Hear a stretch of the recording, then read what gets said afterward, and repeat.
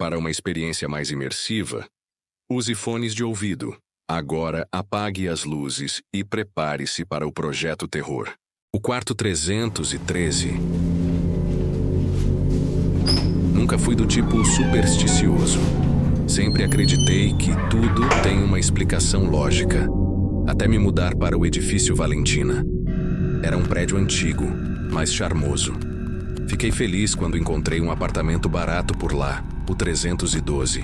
Pequeno, silencioso, do jeito que eu precisava para começar uma nova fase da vida. No meu primeiro dia, o zelador, um senhor calado chamado Ademar, me entregou as chaves sem dizer muito. Só uma coisa me marcou. Quando me mostrou o andar, ele apontou para uma porta ao lado da minha e disse quase num sussurro: "Esse aí é o 313. Tá vazio. Melhor deixar ele assim." Achei estranho, claro, mas não dei bola. Muita gente tem superstição com o número 13. E eu não sou diferente. Mas também não sou paranoico. Os primeiros dias foram tranquilos, tirando o barulho estranho que vinha do outro lado da parede. Parecia um leve arranhar. Às vezes, uma batida abafada. Achei que fosse algum cano antigo ou bicho no forro. O prédio era velho, afinal.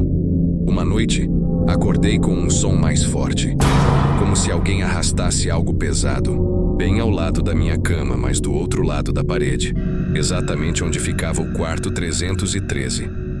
Levantei e colei o ouvido na parede. Silêncio.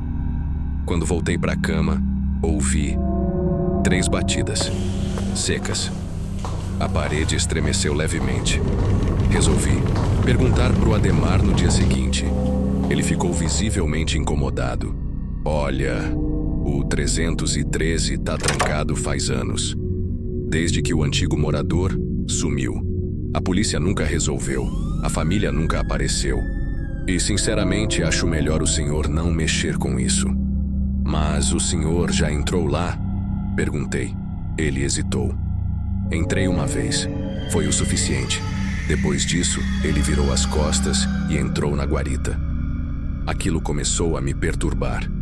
Eu passava os dias tentando não pensar no quarto, mas à noite era como se algo me chamasse. Eu sonhava com um número.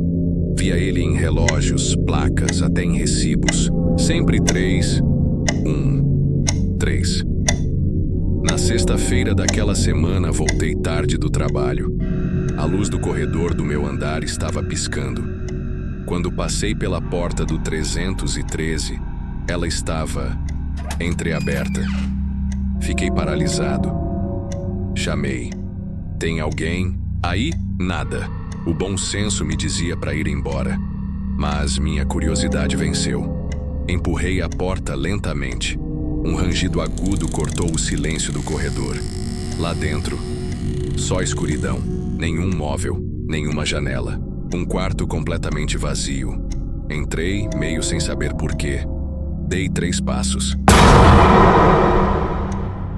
A porta se fechou atrás de mim com um estrondo. Corri de volta, mas ela havia sumido. Não havia mais porta, apenas parede. O pânico me tomou. Comecei a gritar, bater nas paredes. Nada. O quarto era maior por dentro, muito maior. Como se o espaço tivesse se expandido. Eu caminhava e não chegava a lugar nenhum.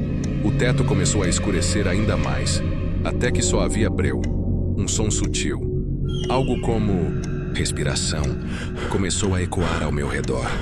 Foi então que ouvi minha própria voz, vinda de trás de mim. "Você não devia ter entrado." Virei em um salto. E ali estava eu. Mas não era exatamente eu. Era algo parecido. Tinha meu rosto, meu corpo, mas os olhos eram negros, sem íris, sem brilho. Aquilo sorriu. "Agora sou eu quem sai." Corri, gritei. Mas não havia saída. Acordei horas depois, ou dias. Não sei. Deitado no chão do meu apartamento, suado, tremendo. A porta do 313 fechada. Cadeado grosso. Como se nunca tivesse sido aberta. Desde então algo mudou. As pessoas me tratam diferente. Olham de lado. Ademar parou de falar comigo. Hoje mesmo, no espelho, algo me chamou a atenção. Meu reflexo sorriu antes de mim, e por um instante os olhos estavam negros. O contato de emergência. Nunca pensei que algo tão banal quanto configurar o contato de emergência no celular pudesse me marcar para sempre. Tudo começou em uma manhã comum. Eu estava organizando meu novo celular e, no meio das configurações, apareceu aquela tela. Escolha um contato de emergência. Pensei em colocar a minha mãe, mas não sei porquê, senti vontade de deixar como estava por enquanto. Talvez porque, naquele momento, eu não queria incomodar ninguém.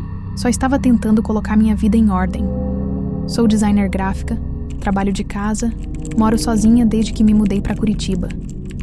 Sempre gostei dessa sensação de silêncio e independência, sabe? Pelo menos até então. Naquela noite chovia, forte. Daquelas tempestades em que os trovões fazem os vidros tremerem. Estava finalizando um projeto quando o meu celular vibrou. Não era uma notificação comum, era um alerta. Contato de emergência atualizado. Achei estranho. Não lembro de ter mexido nisso de novo. Abri o aplicativo. Estava lá. Um nome que eu nunca tinha visto na vida. Mãe. Carla. Só que minha mãe se chama Renata. E o mais estranho, o número vinculado era de um DDD diferente. Do meu. Um DDD que nem reconheci. Na hora, pensei que fosse um bug, ou talvez um número anterior do chip, mas não havia histórico. Nenhum registro de chamada. Nada. Apaguei o contato. Menos de 15 minutos depois, meu celular tocou. Número privado. Atendi hesitante. Alô? Do outro lado, silêncio. Mas era como se alguém estivesse respirando. Fundo. Quase sufocado. Quem é? Então uma voz sussurrada, rouca, como se tivesse atravessado quilômetros de areia. Por que... Você me apagou? Desliguei na hora. Meu corpo inteiro gelou. Fiquei ali parada, olhando para o celular, esperando que fosse alguma brincadeira de mau gosto. Mas eu moro no 12º andar. Não conheço ninguém na cidade ainda. E ninguém sabia do número novo além de 3 pessoas. Tentei racionalizar. Talvez fosse uma falha, alguém com um número parecido. Um trote. Até que no dia seguinte, durante o banho, ouvi uma notificação no quarto. Saí com a toalha ainda escorrendo e vi o que parecia uma mensagem no WhatsApp. Só que o celular estava travado. E quando desbloqueei, não havia notificação alguma. Fui até o histórico. Nada.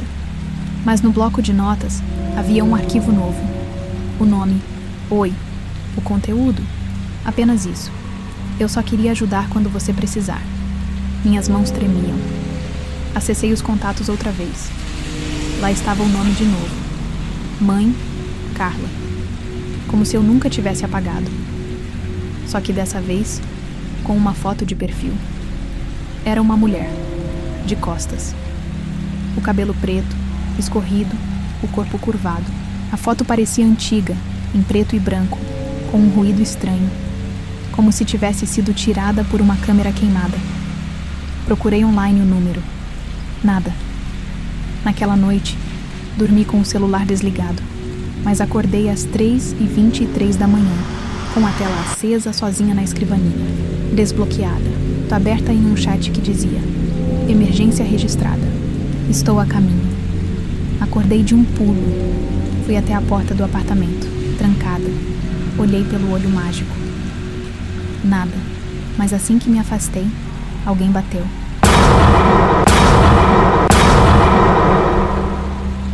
Três vezes. Seco. Preciso. Voltei a olhar pelo olho mágico e estava lá. Uma mulher. De costas. Cabelos pretos, longos, pingando. Como se tivesse saído da chuva. Mas não chovia. Ela ficou ali, imóvel.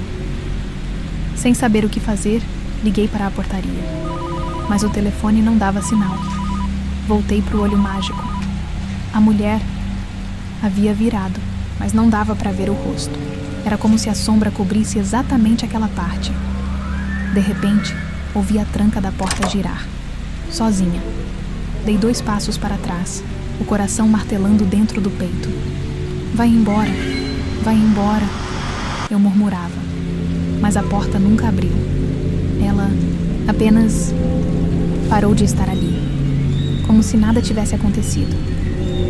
Voltei para o quarto chorando, apavorada. Passei o resto da noite acordada, com todas as luzes acesas. Na manhã seguinte, fui à operadora. Pedi para cancelar a linha, trocar o chip, apagar tudo. Eles disseram que o número que me ligou não existe. E quanto ao contato de emergência, eles juraram que esse tipo de alteração só pode ser feita manualmente, pelo próprio dono do celular, e que nenhuma sincronização com a nuvem havia ocorrido. Voltei para casa com um novo número, tudo do zero. Mas hoje, exatamente às 3h23 da manhã, meu celular novo vibrou. Contato de emergência atualizado. Mãe, Carla. Agora tem uma nova mensagem no bloco de notas. Você ainda vai precisar de mim, e eu estarei aqui, esperando. O espelho. Sempre curti coisas antigas, móveis, quadros, vitrolas. Tinha alguma coisa no desgaste do tempo que me dava uma sensação estranha, quase reconfortante. Como se os objetos carregassem histórias que ninguém mais lembrava. Foi numa tarde de sábado que eu encontrei o espelho. Estava em um mercado de pulgas no centro da cidade. Me chamou a atenção logo de cara. Moldura de madeira escura, cheia de detalhes entalhados à mão. Tinha um ar gótico, quase teatral. O vendedor era um senhor calado que só disse: "Peça única, se levar não devolve." Achei engraçado. Como se eu fosse querer devolver um espelho. Paguei e levei para casa. Instalei no quarto, de frente para a cama. No começo ele parecia normal, mas depois de algumas noites, comecei a notar coisas, reflexos fora de sincronia. Sabe quando você se mexe e o reflexo te acompanha? Então, não era isso que acontecia. Às vezes o reflexo se movia antes de mim. Outras vezes, eu me mexia e ele demorava 1 segundo para reagir. Pensei que fosse cansaço, ou talvez alguma ilusão de ótica, sei lá. Mas a sensação de estar sendo observado começou a crescer. Um dia, notei algo ainda pior. Meu reflexo estava olhando diretamente para mim, mesmo quando eu não estava olhando para ele.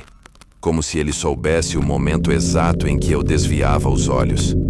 Comecei a evitar olhar para o espelho à noite. Coloquei um lençol por cima. Mas toda manhã, o lençol estava dobrado no chão, com a moldura limpa. Como se alguém o tivesse tirado cuidadosamente. Foi aí que resolvi investigar. Pesquisei o estilo da moldura. Busquei marcas de fabricante. Nada. Voltei ao mercado de pulgas, mas o vendedor não estava mais lá. Ninguém lembrava dele. Nenhum registro da barraca. Então encontrei uma pista. No fundo do espelho, escondida sob a madeira, havia uma etiqueta desbotada com um nome: L. Vesche, 1954. Pesquisando, descobri que era um artista plástico do início do século passado. Um excêntrico, obcecado por ocultismo, que desapareceu misteriosamente. Diziam que ele havia construído espelhos vivos, que captavam mais do que apenas reflexos. Ele acreditava que os espelhos eram janelas para realidades paralelas, que, se você olhasse tempo suficiente, poderia atravessar. Foi aí que os sonhos começaram. Pesadelos com versões distorcidas de mim. Um eu que me olhava com desprezo, que sorria de um jeito frio, que morava num quarto idêntico ao meu, mas tudo era torto. Como se o mundo do outro lado fosse feito de lembranças apodrecidas. Certa noite, acordei no escuro, ofegante. O espelho brilhava levemente, mesmo sem luz no quarto. Me levantei, fui até ele, e então vi. Meu reflexo não estava lá. Em vez de mim, havia o outro. A versão do pesadelo. Ele me encarava, imóvel. Dei um passo para trás. Ele não se mexeu. Me aproximei. Coloquei a mão sobre o vidro. E ele colocou a dele do outro lado. Só que do lado certo. A mão dele estava do meu lado do vidro. Entrei em pânico. Corri pro interruptor. A luz não acendia. O quarto inteiro parecia morto. E então, ele sorriu. um sorriso lento, doentio, e começou a imitar meus movimentos, com atraso, como se estivesse aprendendo, me estudando. Fiquei paralisado. Senti um calor nas costas. Olhei pelo reflexo. Tinha algo atrás de mim, mas quando me virei, não havia nada. Voltei a olhar e vi que ele estava mais perto do vidro. E mais fundo. Como se estivesse dentro de um corredor escuro. Sussurros começaram, do espelho. Como se várias vozes tentassem me chamar, dizer algo. E então tudo apagou. Acordei de manhã, caído no chão. O espelho estava limpo, sem marcas, como se nada tivesse acontecido. Mas uma coisa estava diferente. No reflexo, havia um detalhe mínimo, quase imperceptível. Um atraso no piscar dos olhos. Testei várias vezes. O reflexo não era mais meu. Não exatamente. Os dias passaram. Comecei a perder memórias. Pequenas coisas, como o nome da minha primeira escola, ou a cor do meu quarto de infância. Minha voz ficou mais rouca. O espelho me mostrava mais jovem do que eu era. E então, me toquei. Não sou mais eu. Não aqui. Não neste lado. E a pior parte, o outro. Está vivendo a minha vida agora. Ele saiu, e eu fiquei, preso, do lado de cá. Você ouviu mais uma história do Projeto Terror. Mas lembre-se, às vezes aquilo que parece só imaginação está mais perto do que você pensa. Se conseguiu chegar até aqui, é porque algo dentro de você gosta do escuro. Então deixa o like, se inscreve e compartilha com quem também encara o medo de frente. Isso ajuda o canal a continuar existindo. E se tiver coragem, volte de fone.